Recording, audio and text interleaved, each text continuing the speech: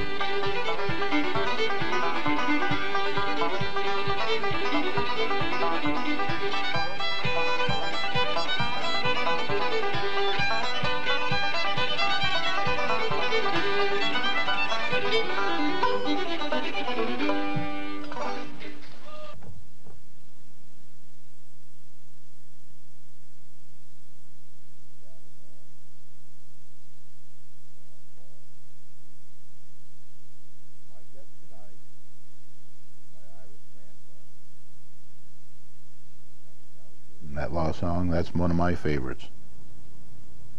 My grandfather had a very positive influence on my life and work ethic. Today is July 22nd, 2009. You'll see a picture of my grandfather. His name was Frank Pop O'Heron. He married 2 Winsted women. He was one from Torrington. My grandfather was a second-generation American. His ancestors came from Ireland, and Frank spoke with a slight Irish brogue. I can still hear it to this day. He was raised on his parents' farm at the top of Highland Avenue in Torrington, Connecticut, as was my father. Frank was called Pop by a member of his family, and I never even knew his real name till much later in life. As a youth, in addition to his farm duties, my grandfather learned to fiddle and jig when he was young. He held the fiddle on his knee, like they did in the old days, when he played. He also sang and wrote songs. Tonight you have heard and will hear at the end of the program a few fiddle tunes that he liked to play. You have already heard Sally Gooden and Soldier's Joy, two very well-known songs, and you will hear at the end of the program Sally Ann, Home Sweet Home, and Put Your Little Foot Right Out, as a picture of his great-great-granddaughter, Imogene, is displayed as she is beginning to walk. She's not quite there yet, but you'll see a picture of her pushing a little cart along as she walks. My grandfather drove a horse-driven wagon. He was an original teamster, and later a truck when he delivered coal, wood, and later oil for the Prince Company and then the E.J. Kelly Company of Torrington, Connecticut until his retirement. In the early days, as he drove his horses and wagon along long distances to pick up the coal and wood and deliver it, he would often fiddle or write and sing songs to his customers' delight. You will also see a picture tonight that I showed once before on the program about a year ago at my great-grandfather, William R. McGrain, 50th wedding anniversary. That's taken on Pratt Street. The house is still there in Winsted, Connecticut. My great-grandfather sold land to Tony Canavo's grandfather, and they established a nursery there many, many years ago. In those days, the Irish community of both Torrington and Winston intermingled socially at dances and such. My grandfather eventually met, courted, and married Catherine McGrain, the daughter of William R. McGrain, the Civil War veteran from Winston, Connecticut. Catherine was a widow and the mother of one child. Together, Frank and Catherine had 4 children. My father was the youngest. If my father was alive today, he would be 98. When Catherine eventually died at a relatively young age, Frank married another Winsted woman, Mary Burke. She was called Mame. They had no children, but were very happy together. Frank passed away when I was about 13 years old. I remember him as an easygoing, kind person that fiddled and jigged and was happy and content with his station in life. He gave others pleasure while living through some pretty tough times. He is buried in a Torrington cemetery with no headstone. I'm going to place one there. Comments for tonight. The Republicans have held their caucus last night, and I read the paper about it today, and all I know is what was in the paper.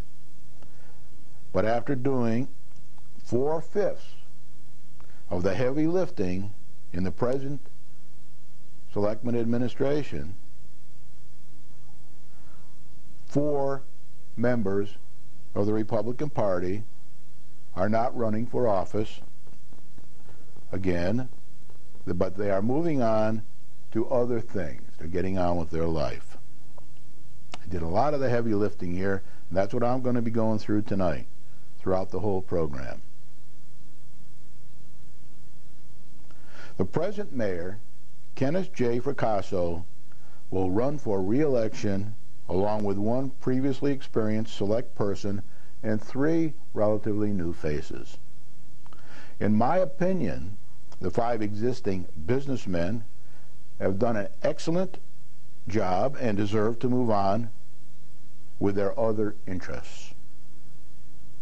Before and after the last election, I mentioned that the businessmen would need at least 5 years to succeed with the help of the major development projects consistency with the town manager, and the progress of the major developments down the enterprise corridor between Winston and Torrington. Time is most likely needed now. More time is most likely needed now due to the major recession that happened right in the middle of their administration. That has put a halt to major industrial and residential development growth in this area for a while. As a matter of fact, we may be going backwards for a while here. Tonight I was spending most of the time on the progress of the present Board of Selectmen using the triangle of progress that I have mentioned many times in the past. And the driving force for this progress we're going through tonight are the 5 Republican businessmen on the Board of Selectmen. Tonight will be a little different because in addition to restating the theory of the triangle that I've been talking to you about for almost 2 years, I will fill in the progressive, very critical, and important steps taken by the 5 Republican businessmen down the triangle towards their quest for incremental revenue and expenditure review. The new candidates will have had a better environment thanks to the existing 5 selectmen. Let's hope that these new candidates can continue the march towards financial success and the well-being of the entire town, not just Highland Lake. Luckily, we still have 3 more months of these 5 selectmen and their devotion to duty, advice, and help. Let's make the best of it, and let's help get more businessmen in at the next election. The agenda for today, my comments, days left till the November election, the success triangle, and progress to date along the triangle. I got it misspelled, sorry about that. Election day, November 3rd, 2009. It's about 104 days away. It's about 16 weeks away, and it's about 3.25 months away. The final weekly program, Planning for Success, the program you're watching now, will end before November 3rd, 09. The reason I say that, I've changed it a little since the last time, because I might have to switch my days here after 13 weeks of the program to another time slot. And that may take me closer to November 3rd, and it may not.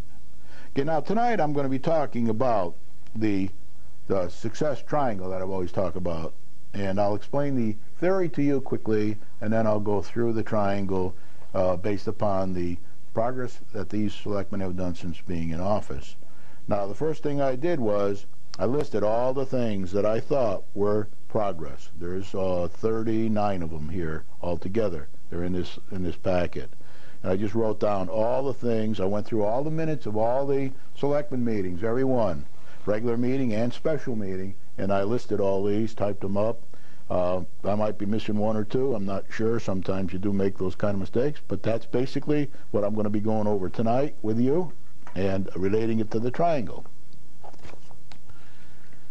So now we have the theory of the triangle. When you plan for success, you want to try to plan to do the tough things at the beginning of this triangle. Definition of the work you're trying to do to achieve your goals and trying to get all the problems out, and then you want to go down the slope from year to year until you finally achieve your success here. So now when you go down the slope, you're going to do it in steps, and hopefully you're going to always go down. Sometimes you might go up a little and then go down again. The important thing is to keep going in this direction. And then if you drew a line, sometimes you're going to be doing real good, sometimes it's going to go a little rocky, then it's going to do good, then it's going to do rocky, and you're going to go here. Now, if you're like the last administration we have of selectmen, they had the reverse of the triangle. They started here, these guys started here, and they're going to finish down here some year in the future. these people started here and were heading towards infinity of never finishing because they were going the wrong way on the triangle. They weren't doing enough definition and problem solving up here, and when you do that, you go the wrong way on the triangle, so you probably end up a failure, and you do a lot of looping around along the way. For example, they spent a lot of time on the big bond issue, and they spent $100,000 and a lot of time on it, never even got off the ground. So that's an example of looping around here and going in the wrong direction. So they were also trying to stop and retard the development that we need so badly for the revenue, and that takes them off in the wrong direction as well, because then we wouldn't get the revenue and we wouldn't be able to do it. So that's the theory of it all. You always want to be forcing all problems out at the beginning of system development and then working down the triangle, and it should get easier as you go down here. Now, if we change administrations at the next election and we get in the opposite philosophy, then this is all bets are off here, because you won't keep going down in this direction. You'll start to go back up in this direction again, most likely, because the people that come in may have it. Now, if we can get a group together, it doesn't matter what party they're from, as long as they're businessmen, they should continue to go in the direction that these selectmen have started them in.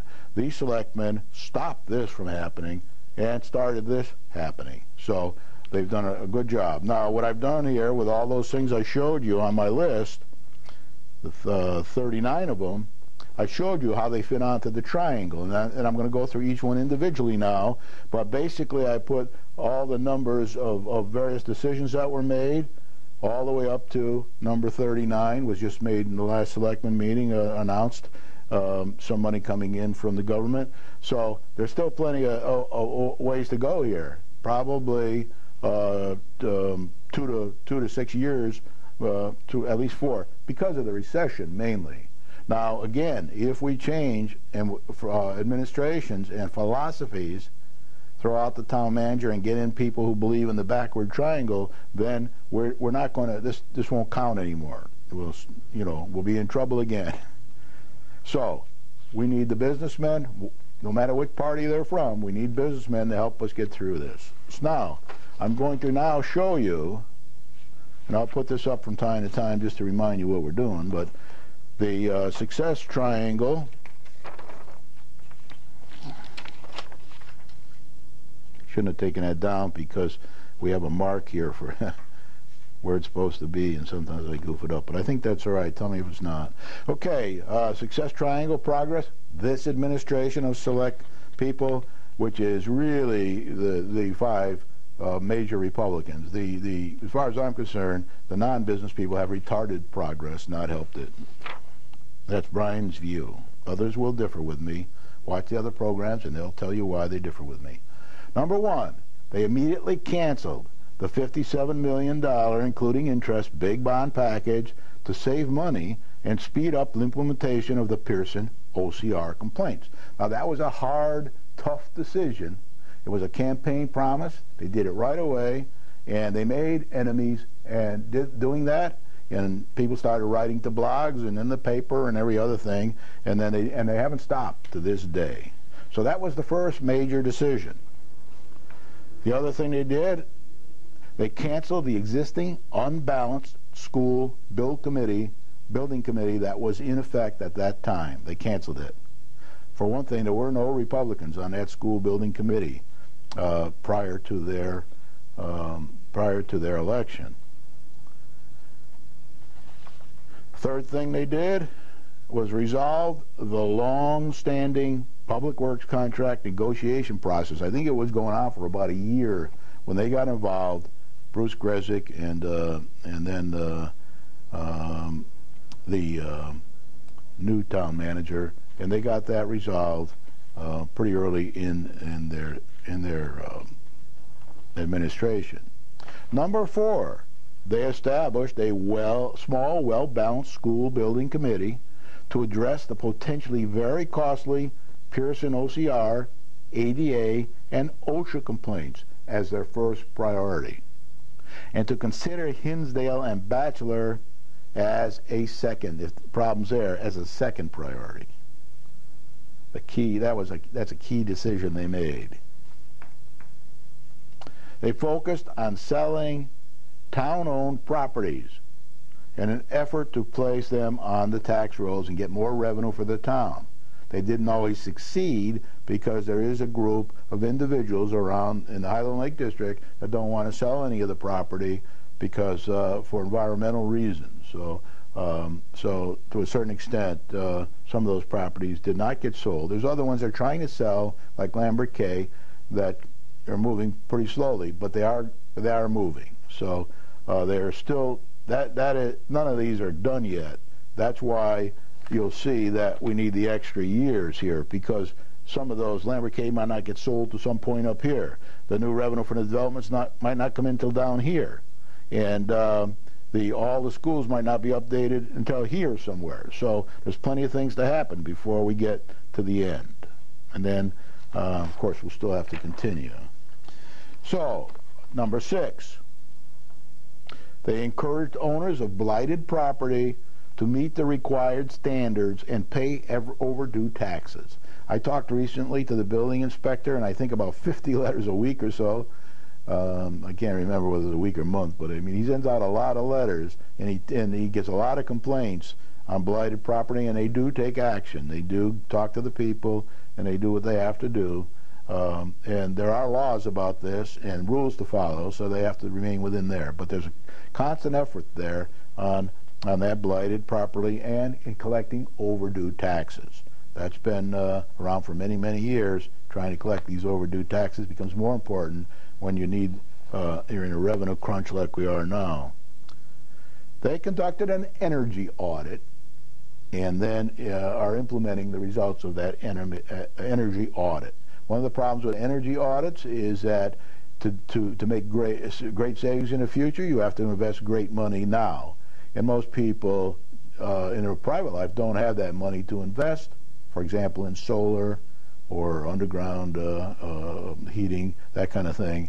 Nor do companies, nor do towns. So it's kind of hard there, but they're doing the best they can to keep up with the state-of-the-art in their energy spending with the money they have available.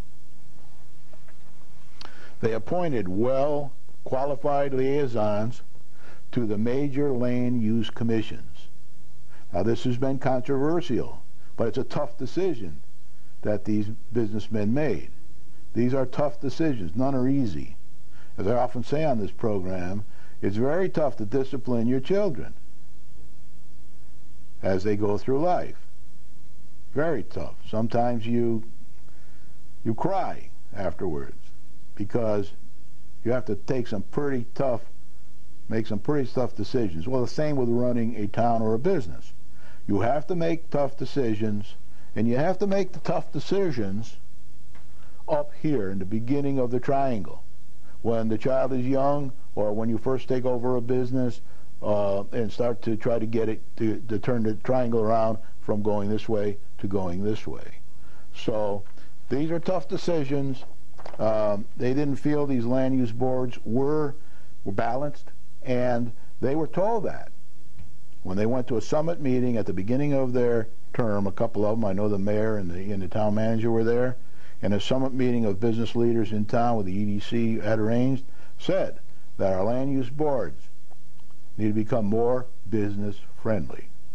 So they took actions they thought were necessary with the land use boards to make them more business friendly, which in turn would help our town attract and keep the existing businesses. The EDC wants to, their first priority is to keep the businesses we have, and then to bring in more, and to bring in other residential income as well.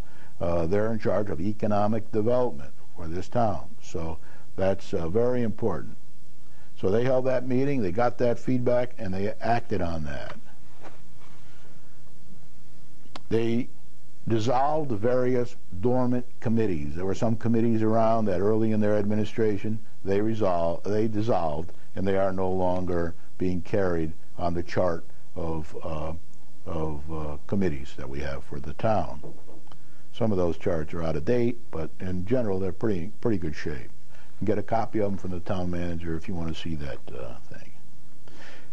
They attempted to keep the size of committees small and practical. There's only so much they could do in that area because the charter dictates a lot of the numbers on the committees. But some of them have a swing, and they go from like 9 to 13. So there is some room there, and they're trying to reduce some of the larger committees, and they're succeeding in making them smaller, so in hopes that they would be more effective and be able to produce better. So number 11 is they reaffirm the town manager as the sole authority on personnel matters. Now, that's very important because people can't monkey with the personnel in the town. The town manager is in charge, and they felt it was very important. There were some things that happened, I guess, that they felt it was important to reaffirm at a selectman meeting that the town manager is the sole authority on personnel matters. Number 12, they replaced the existing labor attorney to expedite decision-making with the bargaining units. Remember, they took over a long-standing arbitration there with between the Public Works and the town, and they wanted to get that moving. So they changed that, and it also saves $65 an hour in legal fees because the person they hired was $65 an hour cheaper than the one they had already that was coming in from the Hartford area, periphery of Hartford somewhere. And that was also costing travel costs in this area. So they did a big thing here when they made that key decision. Again, it's a key decision that's best to be made at the beginning of the triangle, not up here somewhere when it's too late. They replaced the town manager. Number 13. Right early in their administration, they replaced the town manager with an interim town manager in an attempt to reprioritize the efforts to resolve our problems and to expedite decision-making for the town. And one thing you can see, as when I did on my audit report last meeting, is we sure need to change our priorities, and we need to get some of these long-standing financial problems recommended by the auditors, etc., resolved. And we need to work on these top priority issues. So there was a question there. They didn't feel happy with the way the town manager was heading, so they accepted his resignation, and then they began.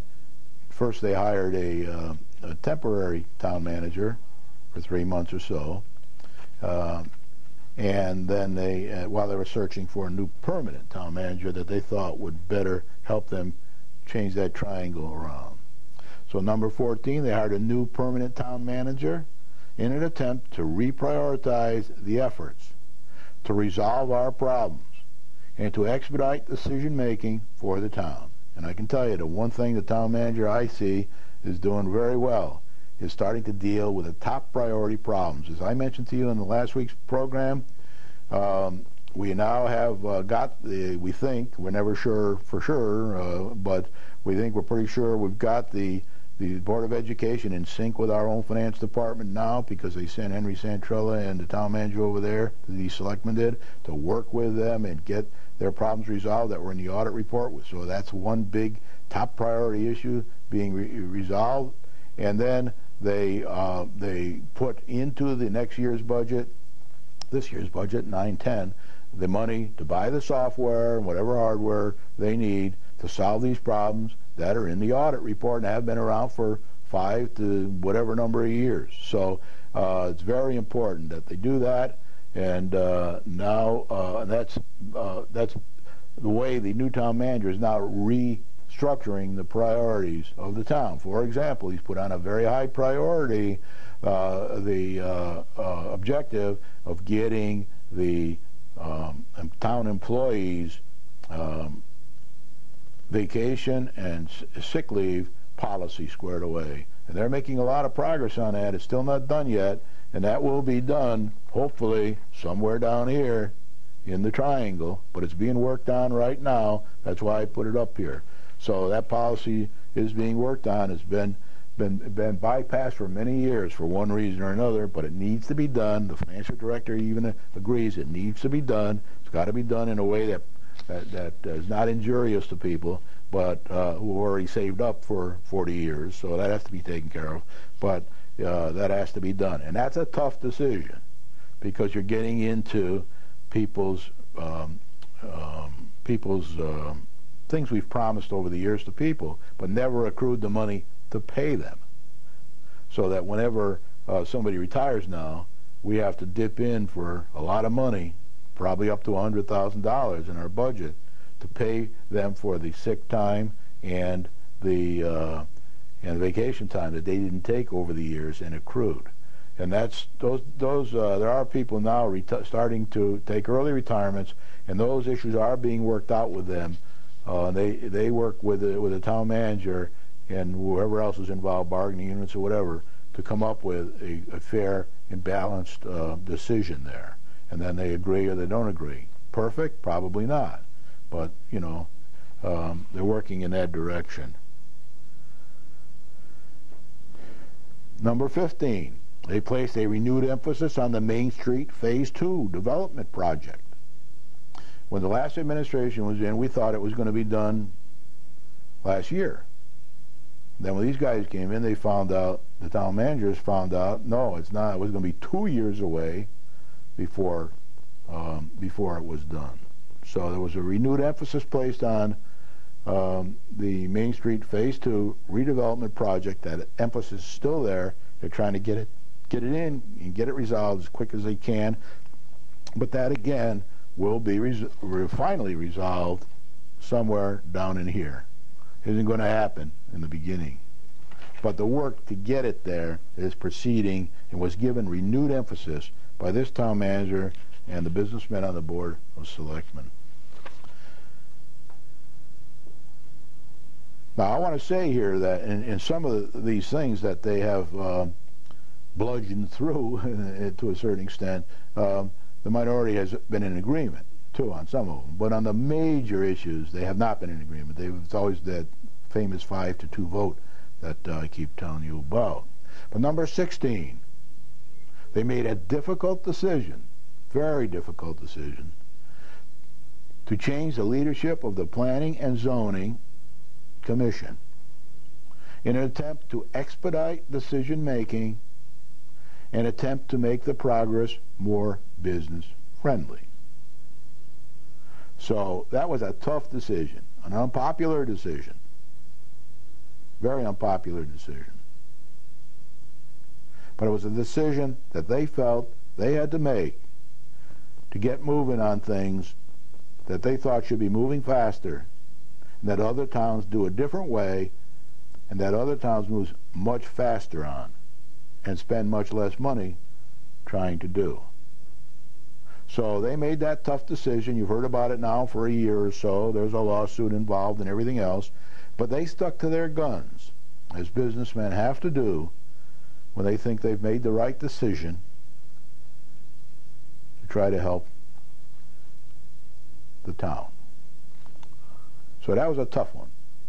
Not easy. Tough one. Not one to be avoided either, probably. Number 17, their renewed emphasis placed on the Economic Development Commission. They really wanted to get that Economic Development Commission more productive, so they placed a new emphasis on it, starting with Bruce Grezik, the interim town manager. He went out and he talked to people in Hartford, and he talked to people in Winston, and he tried to see what he could do to help get this thing moving again at a faster pace. They had a whole bunch of plans piled up. So what they did was they got out the 1999 Downtown Redevelopment Plan, the EDC did, and the town manager, Bruce Grezik, at the time the selectmen, agreed that it was a good plan. Probably needs a little change to it. No argument there. They got that out, and they put in a very positive emphasis on moving that forward.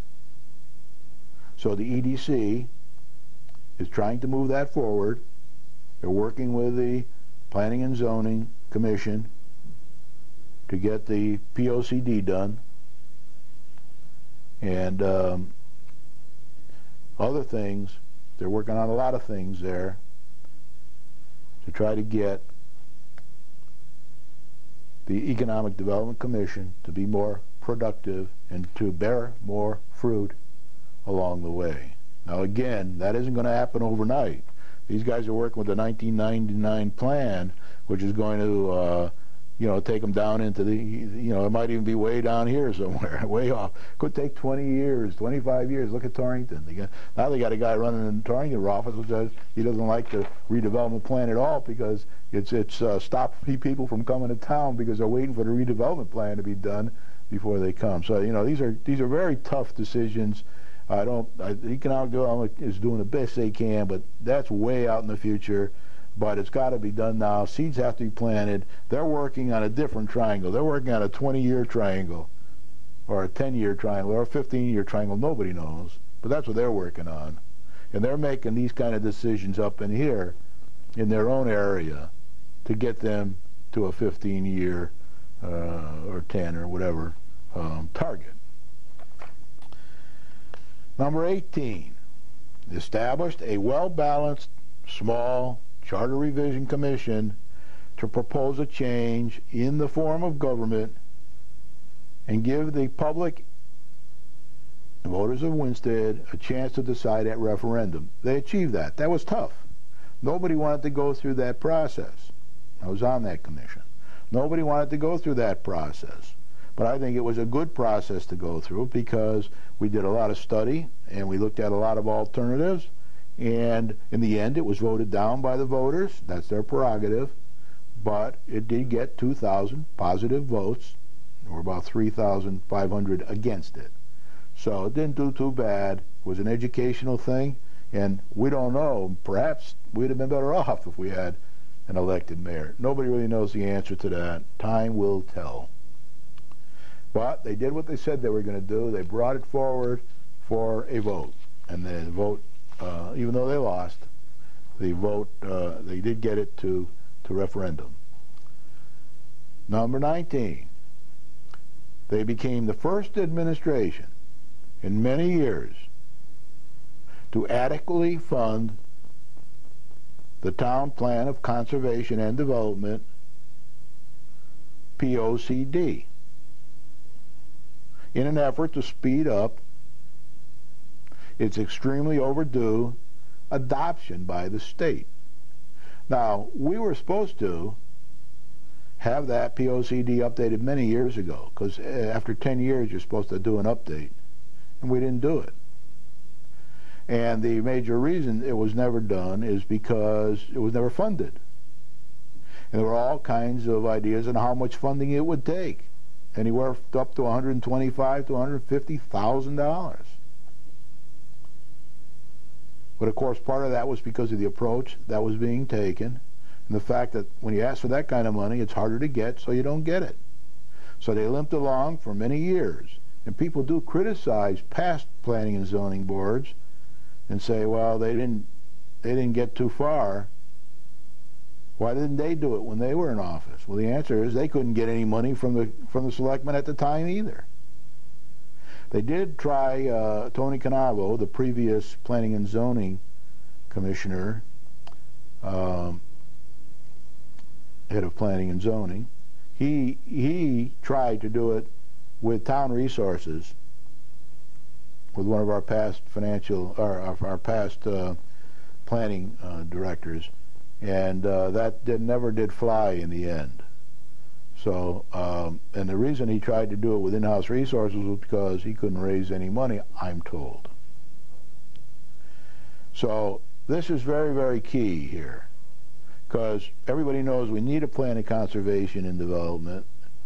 The state says we must have it by a certain date, and if we don't get it by that date, I think it's the middle of next year, then we could lose funding, grants, and other things. So we need to get it updated. It's really not that big a deal to get it updated, but the approach that we're taking has forced us to take a longer time, but we're getting closer now. Torrington is moving very fast because they take an evolutionary approach. we're moving a little slower here, but it will get there. But I can tell you that this group of selectmen has done more to move this POCD along than any group of selectmen in the last probably 15 years. 20.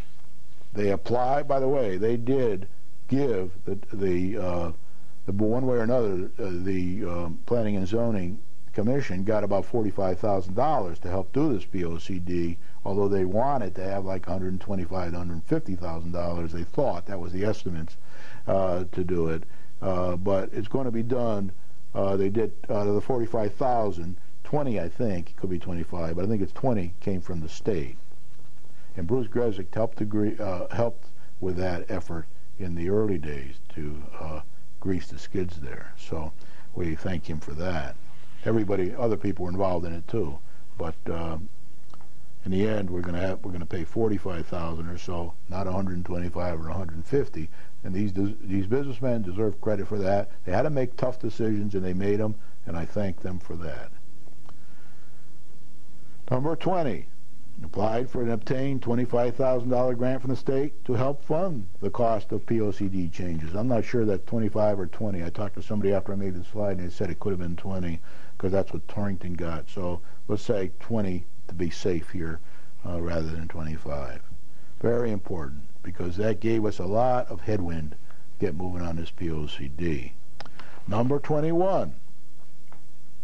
Encourage the hiring of replacement policemen to fill vacancies to reduce future overtime costs.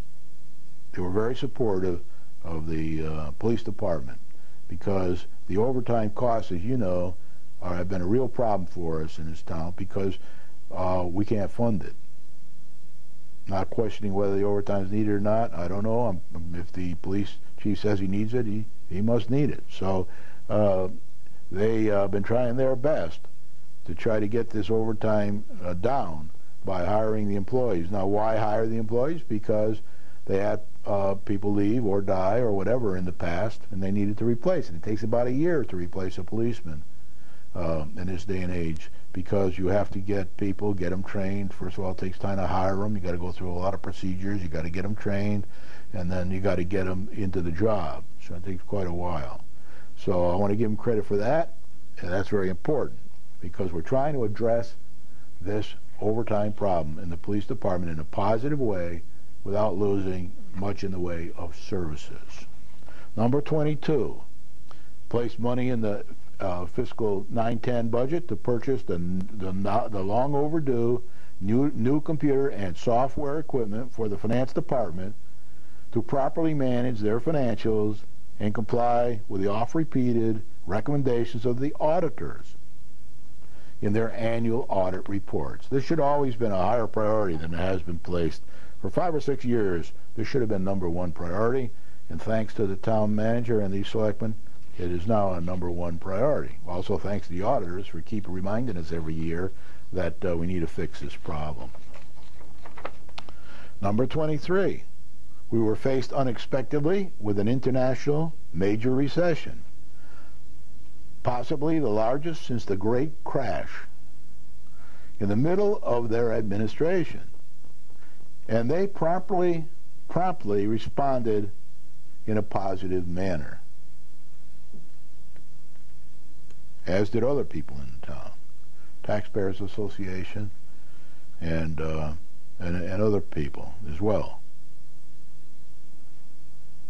So we got to give them credit for that. There are people in the administration that wanted to spend more on the school systems in this time of great crisis. But in the end, their budgets were reduced, and they had to face the very difficult decisions of not hiring people and retiring people early and letting some people go. Those are tough decisions.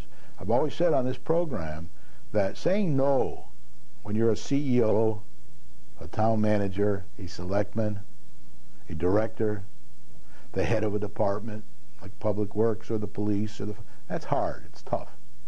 Breaks your heart. It's easy to say yes. Anybody can say yes with a smile and say yes. But it's tough to say no. It's the hardest job in management when you have to say no. And our managers, they're saying no an awful lot now. Number 24, responded to the taxpayers' wishes for 2-0 increased budgets in a row during difficult times. And these are not easy in our environment, because we have bargaining units, we have people who can go for arbitration, we have needs to fulfill.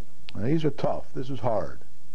I don't know when's the last time you've had a 0 budget increase here, but you just had 2 in a row, and you just also had the average of about 10% a year taxes from the big bond issue. That was drummed out as well. So they made some tough decisions here. Number 25, encourage a reduction of town and education staff and other major expenses in an effort to reduce costs and provide the 2-0 tax increase budgets. Number 26, oversaw the granting of the permit for the second of 2 major development projects down the Enterprise Corridor, called Aurora Estates, the project was. There was a compromise made with the developer because his permit was canceled, and he came up with a compromise that was resolved. Needed to help with the town's revenue imbalance. That was a big one. Took a lot. Number 27, they forced the balancing of the Board of Education books by directing the town manager and the finance director to help the school superintendent, who was going through a lot of problems at that time because he lost 4 finance directors in the last 4 years, or 3 in the last 4 years, and resolve the problem as recommended in the audit report by the auditors. So they got in there, rolled up their sleeves, sent these people in to help, and got it resolved. Now, did it cause problems for us? Yes, because Henry Centrella was given that as a top priority at the time, and it took time. And it interfered with other work that he was doing. But you have to set priorities, you have to agree with what they are, and then you got to work to them. And people might cry, people might complain, but you got to have the Constitution to do the right thing. Number 28, implementation of Pearson OCR complaints, possibly at a reduced cost. We don't know yet exactly, but we did get much lower bids, about 60% of what we thought it was going to cost. There may be some more work pops up, so I hedged on here by saying possibly at a reduced cost. These complaints should be fixed, and I'm told again this week, by the end of the summer of '09. And that's a big step forward, because we've been talking about this for years. The complaint's been around for years. But now something's been done about it, and it should be done by the end of the summer. Then they can go on to do other things on some of the other schools, or more in Pearson. Number 29, they rebalanced some commissions as a result of a complaint by the businessmen and a state official at the town summit meeting that the land use boards need to be more business friendly. A state official came in and said, we in Connecticut do things in a year that other states get done when dealing with businesses that want to come to town. Other states get them done in 3 months. This was a state official at this summit meeting. So they began to take more steps to try to rebalance these commissions to go to satisfy the needs of the town. Number 30, they encouraged the production of a plan by the Water and Sewer Commission. It was mainly the Water Sewer Commission that did the work and pushed this whole thing, but the selectmen patted them on the back and encouraged them to be allowed down the Enterprise Corridor between Winston and Torrington and other areas of the town to be submitted to the state for inclusion in their POCD as they requested. The state requested, and they want to get it in by, I think it's June of next year. We have to get it into them by September 15th or so.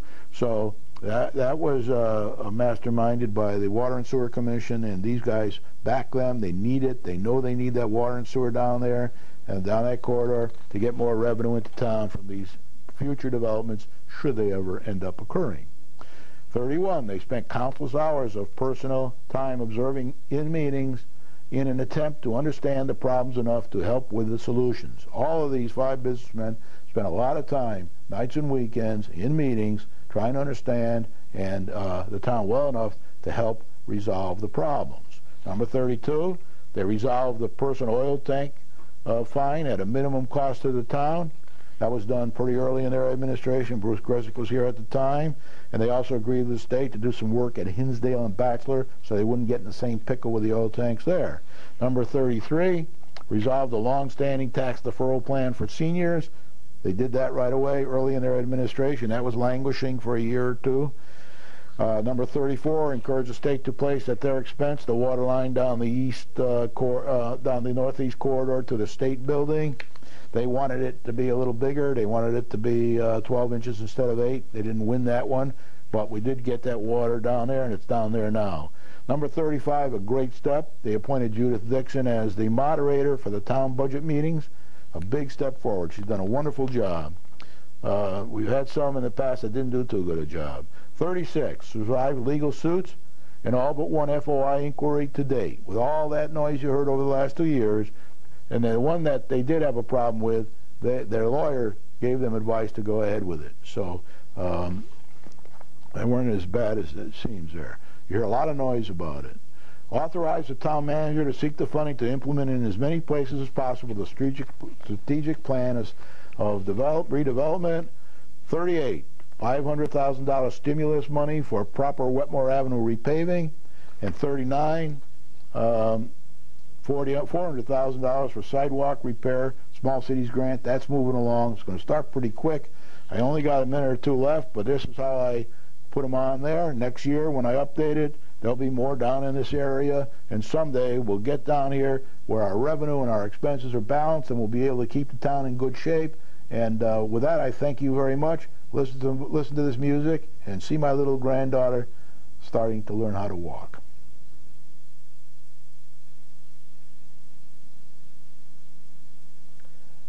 Sally Ann and Home Sweet Home.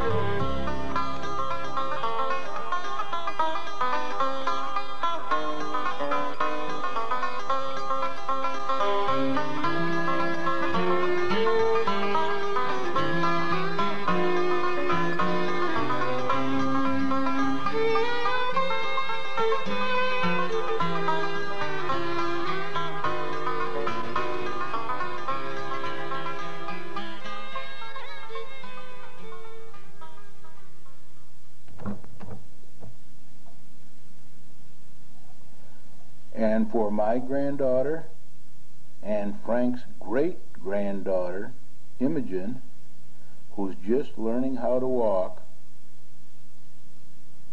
put your little foot right out.